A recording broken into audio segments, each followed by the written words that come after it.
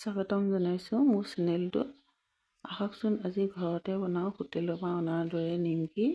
খুব ধুনীয়া মুচমুচীয়া হয় খাবলৈ আৰু বহুত দিনলৈ ষ্ট'ৰ কৰি থ'ব পাৰি। এয়া মই চাহ খোৱা কাপৰ জোখত মই 4 কাপ লৈছোঁ ময়দা, তাতে ক'লা নিমখ লৈছোঁ, অলপমান বগা নিমখ দিছোঁ সোৱাদ অনুসৰি, আৰু কালজিৰা অলপমান দি দিছোঁ। কালজিৰা ঠাইত আজৈন আৰু জিৰাও ব্যৱহাৰ কৰিব পাৰে। মই 4 চামুচ ৰিফাইন তেল দি খুব ধুনীয়াকৈ ময়দাখিনি সানি লৈছোঁ তল ওপৰ কৰি, যাতে মুঠি মাৰিলে মুঠি হয়। এয়া চাওকচোন ধুনীয়া হৈছে মুঠিটো। এতিয়া মই পানীৰ সহায়ত আটাৰ দৰে ডো এটা বনাই ল'ম। অলপ অলপকৈ পানী দি সানিব লাগে, একেবাৰে ঢিলাকৈও মাৰিব নালাগে, এটা জোখত মাৰিব লাগে, টানো নহয় ঢিলাও নহয়। এতিয়া মই 20 মিনিটৰ কাৰণে ঢাকি ৰাখি দিম ছাইডত। এতিয়া মই ময়দাৰে পেষ্ট এটা বনাই লওঁ। 1.5 চামুচ ময়দা দিছোঁ, 1.5 চামুচ মই ৰিফাইন তেল দি ঘোল এটা পেষ্ট বনাই লৈছোঁ। এই পেষ্টটো পাছত ব্যৱহাৰ হ'ব। মোৰ 20 মিনিট হৈ গ'ল। এয়া চাওকচোন খুব ধুনীয়া হৈছে। এতিয়া নিমকিখিনি বনাব পৰা হ'ল।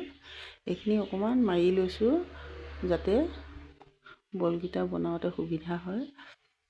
এয়া মই এনেকৈ গোটেইকেইটা বনাই লৈছোঁ ডাঙৰ ডাঙৰকৈ। এতিয়া মই এটা এটাকৈ বেলি যাম। শুকান ময়দা দি মাৰিব নালাগে, এনেকৈ পৰাপক্ষত এনেকৈয়ে মাৰিব লাগে। তলত ময়দা বা আটা দি মাৰিলে অকণমান ভাজোঁতে গুৰি গুৰি ওলায়। ওপৰত পেষ্টটো মই দি দিছোঁ। পেষ্টটো দি পেলাই ধুনীয়াকৈ মই এতিয়া তলফালৰ পৰা ৰোল বনাই দিছোঁ। এই ধৰণেও বনাব পাৰে আৰু সৰু সৰুকৈ বল কৰিও বনাব পাৰে, নিজৰ ইচ্ছা। মই এনেকৈ বনাইছোঁ। এয়া চাওকচোন মই আৰু এখন বনাইছোঁ মই বেলি। এনেকৈ মই গোটেইখিনি বনাই লওঁ।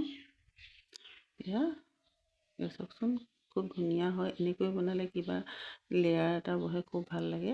এয়া মই নিমকি আকাৰত মই বেলি দিছোঁ বনাই।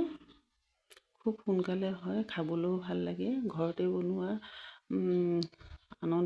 আনন্দটোৱে বেলেগ, আৰু আলহীকো দিব পাৰি, নিজেও খাব পাৰি ঘৰতে, আৰু বহুত দিনলৈ ষ্ট'ৰ কৰি থ'ব পাৰি। একেবাৰে ধুনীয়া হৈ থাকে, মচমচীয়া হৈ থাকে।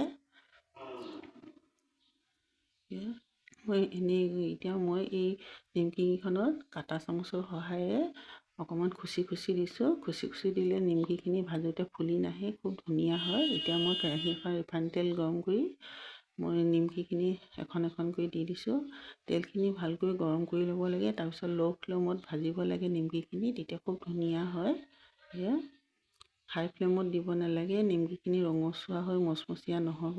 এয়া চাওকচোন মই এনেকৈ ভাজি লৈছোঁ। এয়া মই এনেকৈ গোটেইখিনি ভাজি লওঁ। আপোনালোকে এনেকৈ বনাই খাইছেনে বাৰু? যদিহে বনাই খোৱা নাই, বনাই এবাৰ ট্ৰাই কৰি চাবচোন, খুব ভাল লাগে।